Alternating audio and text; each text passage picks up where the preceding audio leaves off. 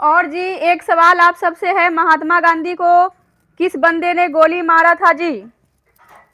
बताएंगे आप सबने?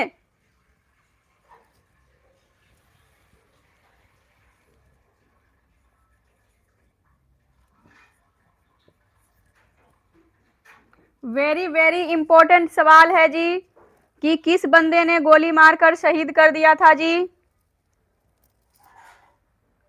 वाह जी वाह राजीव जी, वेरी गुड। नाथूराम, नाथूराम गोडसे, गोडसे।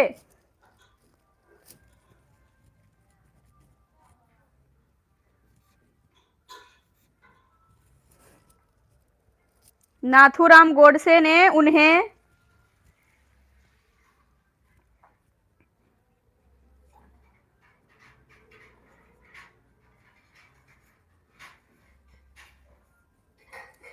गोली मारकर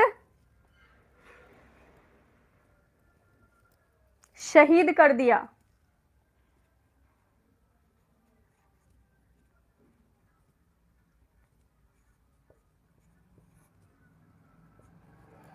जी, तो उनकी डेथ कब हुई थी जी, महात्मा गांधी जी की?